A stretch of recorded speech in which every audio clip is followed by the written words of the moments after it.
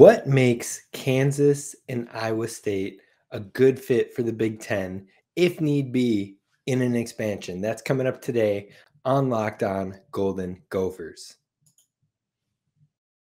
Locked On Golden Gophers, your daily podcast on the Minnesota Golden Gophers, part of the Locked On Podcast Network, your team every day.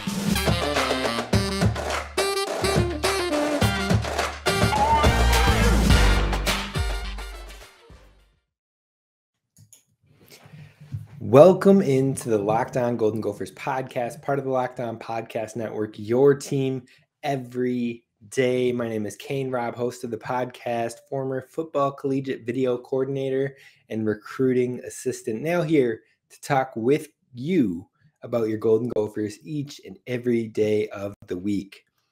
Now, like I said, we're in the middle of a series, a 3-episode series in which we're talking about my personal top 5 schools to be added to the Big Ten if there was to be an expansion.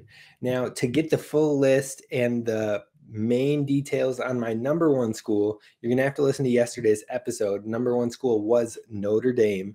So be sure to tune into yesterday's episode. But we're going to get it kicked off right away with our next 2 schools today. We're getting the next 2 schools in that priority for me. Now, again, this is just my opinion. This is not the end-all be-all. This is not what I say goes. There's a logical reasoning for quite a handful of schools. This is just what I think makes the most sense and is more realistic. I'm not trying to put out teams like, I just don't think USC is a possibility to come to the Big Ten. So I'm not going to put them on my list. I don't think it's realistic and viable at all. So I didn't put them in there. And I explained why in yesterday's show. So be sure to check that out. But who is viable is my number 2 on our list, which is Kansas. Now, Kansas is, both of these next 2 schools are the ones that are most often mocked to the Big Ten if there was to be an expansion.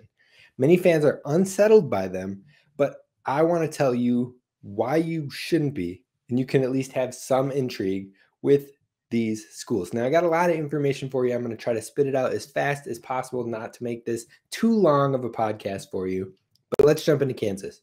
So Kansas football, it's absolutely mediocre at the very best. And you know what? Mediocre might be the best you could ever see from the Kansas football program. That might seem strict, but just based on right now, they are downright terrible when it comes to football. From 2016 to present, they have 11 wins total. That's right. I said 11 wins total from 2016 to present day. Their current record in that time span is 11-58. Now, to stress how bad that is, the Big Ten itself, as a conference, the Big Ten has had at least 3, that's right, 3 teams with 11 wins or more in a single season in the last 2 seasons that they've had full years. So 2019 and 2021, in which the Big Ten played full seasons. COVID in 2020 shortened a lot of the Big Ten for us.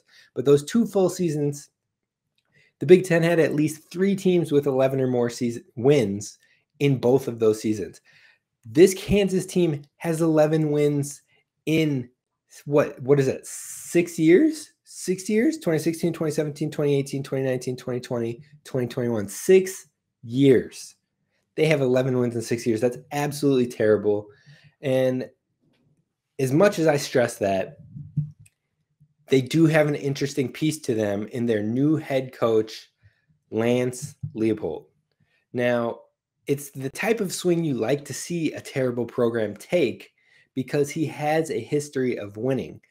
Leipold was a 6-time national championship at the Division III football level with UW-Whitewater, in which, again, he won 6 championships. He then went on to the University of Buffalo to be a head coach, where he's been for the last 5 seasons, I believe, might be 6 seasons. And it's 6 seasons. So In his last 6 seasons, he's been with the University of Buffalo. You're like, University of Buffalo can't be that great. What are you talking about?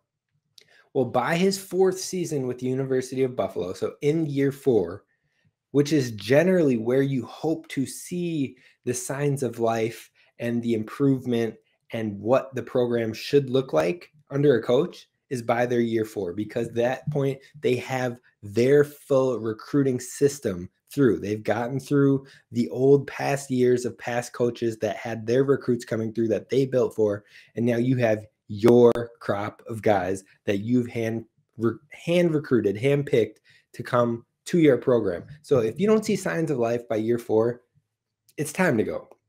That being said, Lance Leopold in year 4 with the University of Buffalo generated 10 wins with the University of Buffalo and won the MAC conference. Now, he also went on to a bowl game in his final 3 years. So years 4, 5, and 6, he went to a bowl game in all 3 of those years and went 2-1 in those bowl games. And he finished first or second in the MAC in all 3 of those final years. So as soon as he got his system, as soon as he got his guys, his crop, his recruits, he saw success. If that continued, who knows what we would have saw from him, what else we would have saw in Buffalo. But guess what?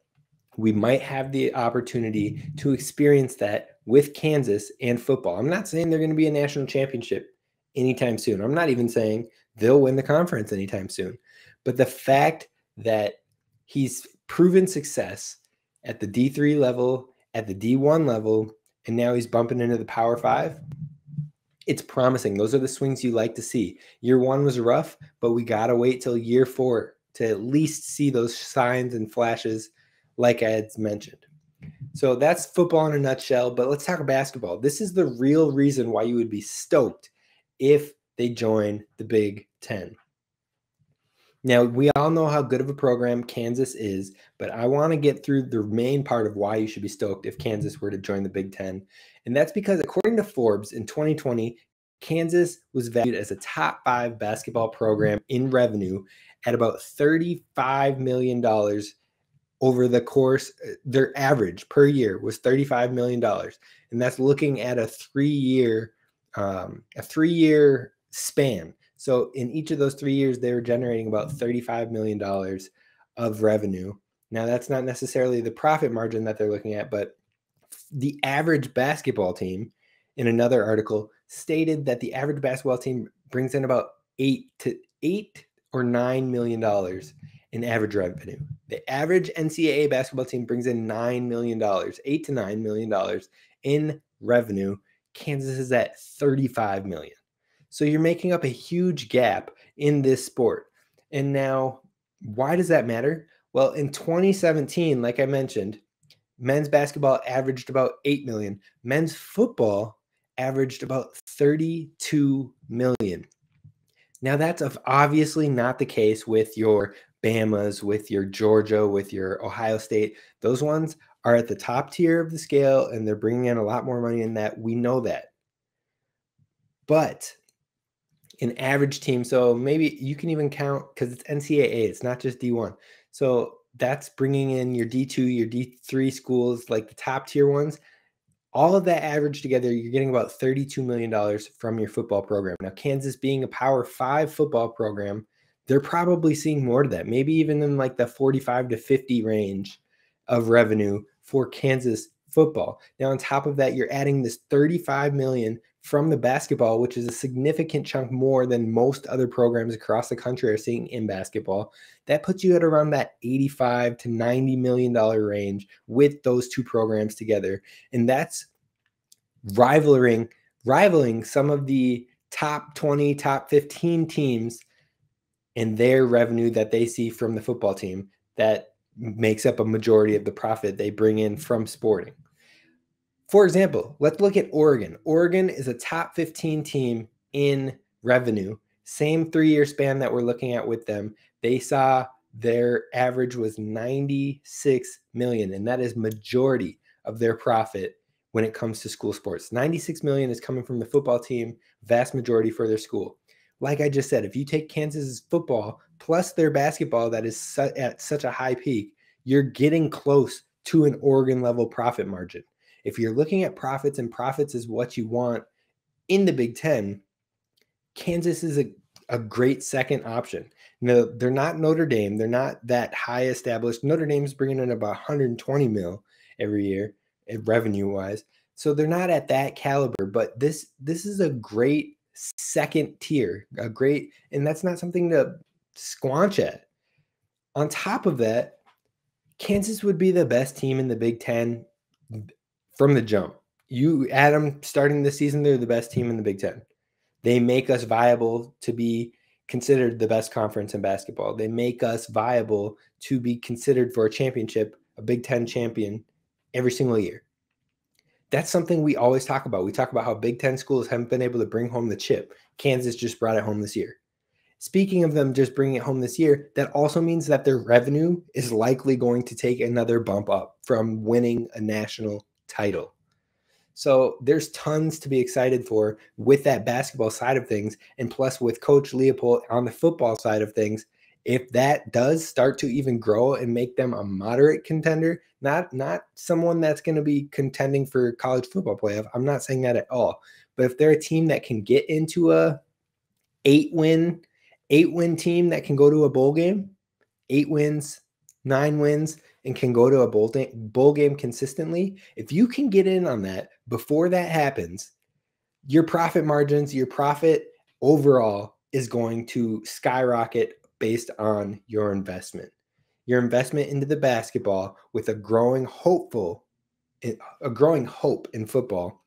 It's a risk that is definitely willing to take. On top of that, you get fun, entertaining basketball and one of the best teams in the entire nation with one of the best coaches in the entire nation. That is 100% why Kansas needs to be number 2 on your list. If you ask me, I think Notre Dame, Kansas, those two are my top 2 for sure. Lock it in for me. That's what I want. But we'll see what happens. Those are my top 2, and that is why. Now, we're going to talk about my third school, which is Iowa State, and we're going to jump into the side of things that most people don't think about with Iowa State. That's coming up next, but first, let's talk about our friends over at Rock Auto. Rock Auto is helping you deal with all the hassles of car problems. We all hate them. We all know them. We all experience them. You got that light that comes on. You find out, you get pulled over, and you find out you had a light out. It's stressful. It takes up a lot of money you don't want to spend, but you can save that money by looking at rockauto.com and finding the parts at better prices, more reliable, they're consistently lower, and why pay 30%, 50%, or 100% more on car parts when you can go look on rockauto.com and probably find that part you're looking for even cheaper. I don't know how you can pass that up. So head on over to rockauto.com and be sure to check out whatever car issue you're struggling with. Tail light, carpet for your car, brakes. They got it all over there at rockauto.com. Head on over there, and then in there, how did you hear about us box? Be sure to let them know that Locked On sent you over that way. So put Locked On in the how did you hear about us box so they know we sent you. Reliably low prices, all the parts that you are looking for your car or truck at rockauto.com.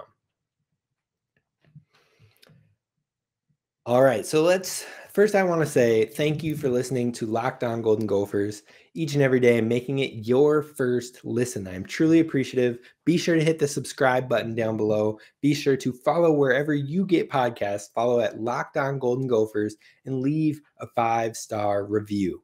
I appreciate that. We're growing and building this community, and I'm super excited for what is to come. Once we hit the season, once we hit August, this thing's going to pop up. This thing is going to take off. We're going to have all sorts of people talking Gophers, commenting Gophers, wanting to hear Gophers, and I can't wait. So get in here early, start building relationships, start talking to your fellow Gopher fans. Down in the comments, drop those comments about what we're looking forward to. That and more, it's going to be a good time to be a Gopher fan. Now let's talk my number 3 school if the Big Ten were to do an expansion. This school is number 3 on my personal list, and that is Iowa State. Now, looking at Iowa State, a lot of people are like, Iowa State, like, they're not even that good. They don't have any huge success. They're not really a storied program. You can't bring up profit margins to me with Iowa State because they probably don't have it. And you're right. They don't. But they have something brewing and building at Iowa State. And they have a quality head coach that is building something similar to what PJ Fleck is building in Minnesota. Now, I'm not saying it's the same type of thing. I'm not saying that this coach is rivaled to him, better than him, or worse than him by any means. But what I'm saying is Coach Matt Campbell is doing something great out there for Iowa State, and I don't think he's going anywhere anytime soon.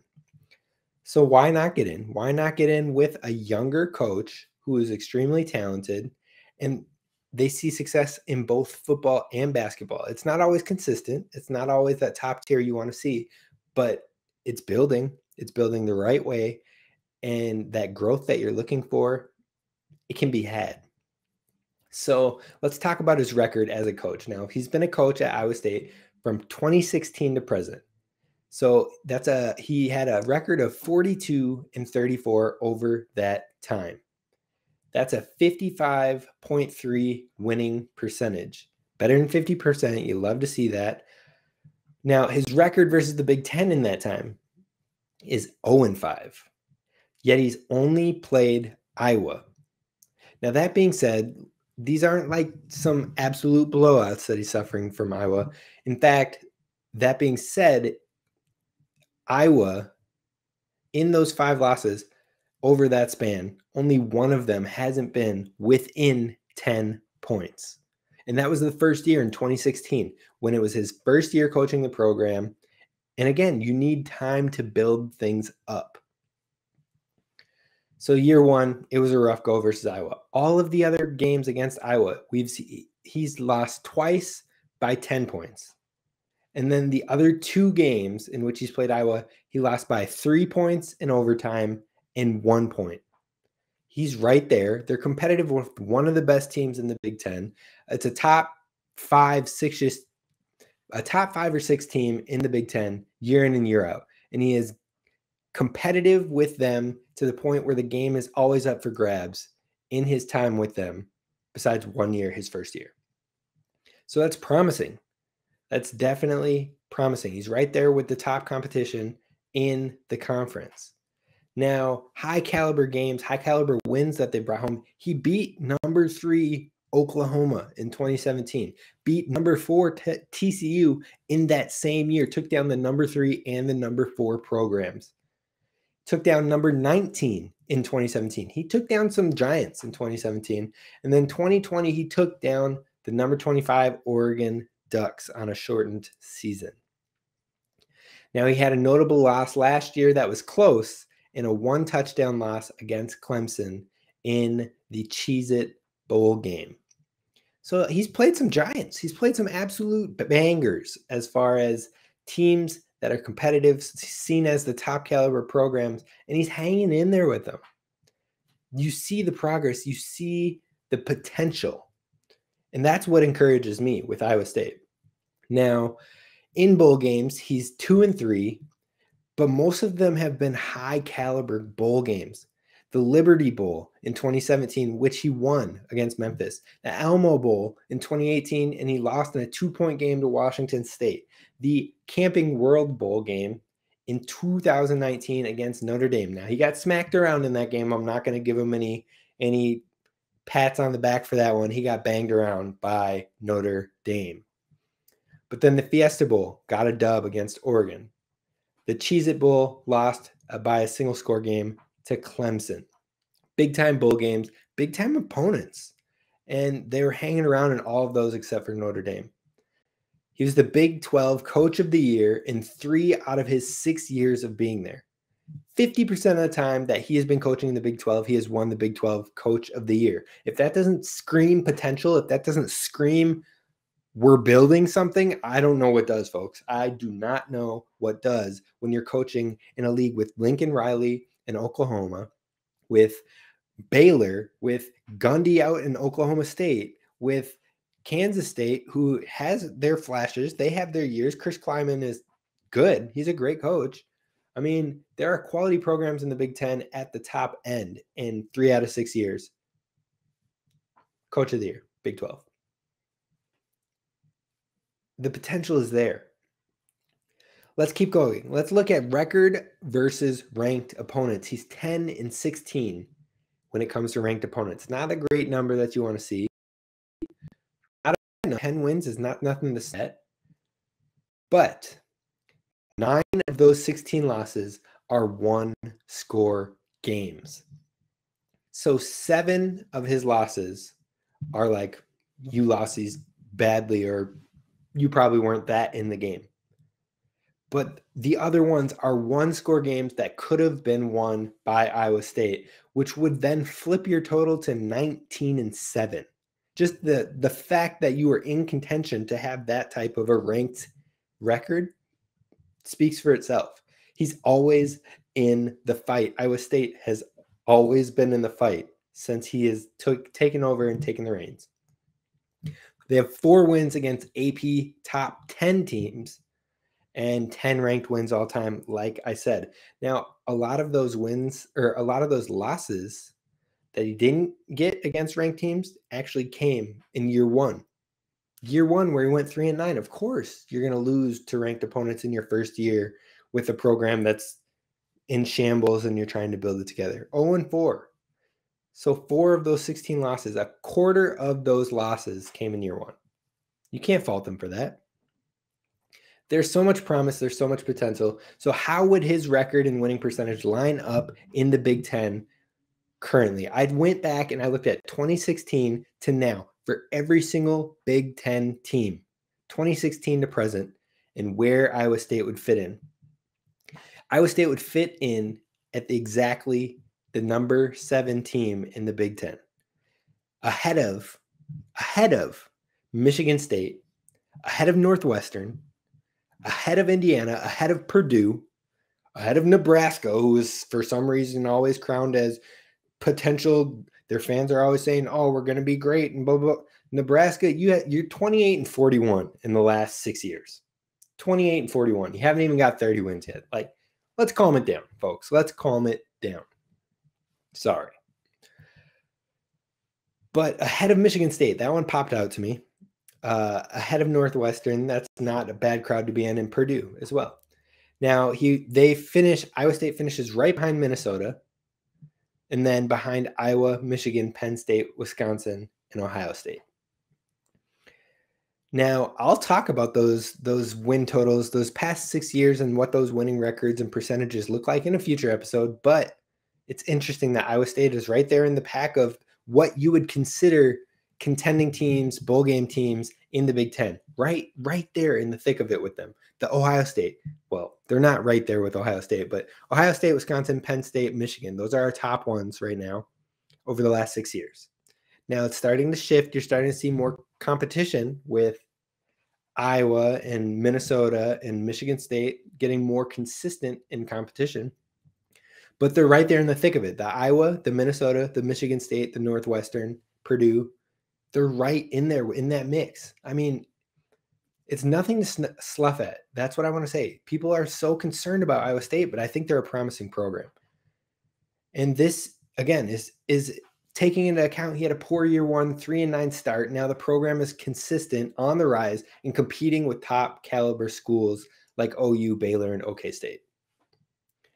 On the basketball side, I'll keep this one real brief. They have a new coach who went 22-13 in his first year and got a tourney slot in his first year. So you see the promise. You see what the program is seeing. They've had, in the past 5 years, they've had a 24-11 finish. They've had a 23-12 finish. I mean, 3 20-plus win seasons. You can't hate on that. They've got the program. They've got the consistency. Well, not full consistency in basketball, but they've shown the flashes and they've shown the ability to win. They've developed quality guys that are in the NBA. Talen Horton-Tucker, Georges Niang, Monty Morris, and most people will highly recognize Tyrese Halliburton, who's had tons of success as of late. Now, they would likely be a typical Big Ten team. that has some successful years and some down years, never really bottoming out and never really topping out and winning it all in the Big Ten. But they would be a consistent Big Ten team in basketball. So pair all that together, look at that from a larger scheme of things, and I think they could be a nice fit. They could be a nice fit for the program. Yes, it's not your highest caliber. Oh, Notre Dame, I get it. But USC isn't coming here. Oregon isn't coming here. I'm sorry. The chances are minuscule. So I'm not hoping on that. I'm looking at reality, and I wouldn't hate it. They wouldn't be my top two choices, but I wouldn't hate it if Iowa State came this way. Now, close the show with our class of Guess That Gopher. It's similar to the initials game on the K-Fan Power Trip Morning Show. If you have ever heard of it, we're going to talk about that next. But first, let's talk about our friends at Bet Online. Bet Online is where you need to go when it comes to sports wagering information. If you're looking for the trends in action, Bet Online is the go-to spot. Recently, they dropped the over-under win totals for programs. Minnesota is currently set at 7.5. I'm taking the over on that one. I'm not recommending you do it because I'm not dictating your money. I'm not a financial manager or planner, and I'm not responsible for that. But I'm taking the over. If you're similar to me, you see that Minnesota is primed to have more than 7 wins, more than 8 wins. Well, 7.5. So if they get 8 wins, you win. I think they're there. I think they're ready for that. I'm not worried about getting to 8. I think this team could be up there at 10. So I'm right there. But Bet Online, head on over. You can check out all the over and under numbers. Bet Online is for the latest trends and actions. Bet Online, where the game starts. We're closing it off with Guess That Gopher. It's a trivia-based game, trivia clue-based game, in which instead of the initials, if you've heard of it, I'm going to give you 6 clues. You know that it is a Gopher athlete, and you're trying to guess which Gopher athlete it is. The earlier you get it, the more props you get. Eventually, maybe we'll have a contest with this, give away some prizes with it. So get in the habit, get in the vibe, and get ready for it. And we're going to kick it off. So I'm going to list 6 clues. Feel free to drop your guesses down below. Feel free to boast about where you got it right down below. And let's get this thing popping off. Clue number 1.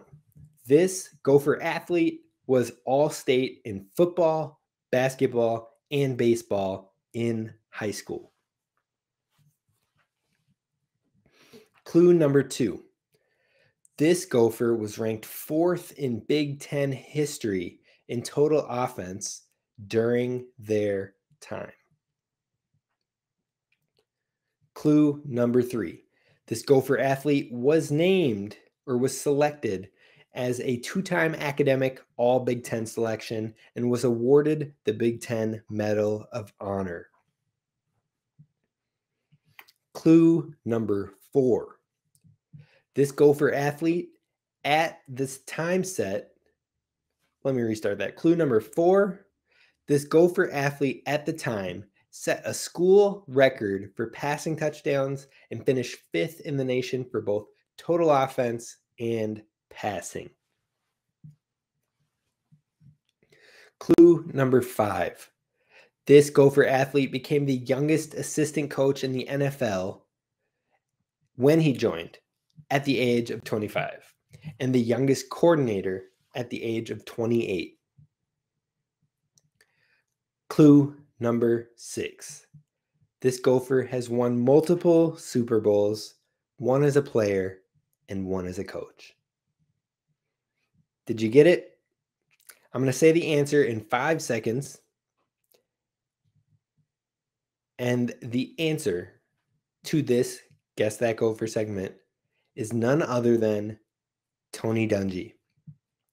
Tony Dungy won the Lamar Hunt Award in 2009, part of the all-decade team for the 2000s in the NFL, inducted in the Colts Ring of Honor, inducted in the Buccaneers Ring of Honor, was a quarterback in college and converted to defensive back safety in the NFL. And in his brief 4 years in the league, he had 9 interceptions and 4 fumble recoveries. The legend Tony Dungy. That's going to do it for us today here at Locked On Golden Gophers. I appreciate you listening. Please subscribe, guys. Like it, follow it, give it a 5-star review, hit subscribe on YouTube. This is Kane Rob signing off. Tomorrow we will close off that expansion list, and then we're going to have some fun. So be sure to tune in. I got a good one for you, something special. We're signing off. This is Kane Rob.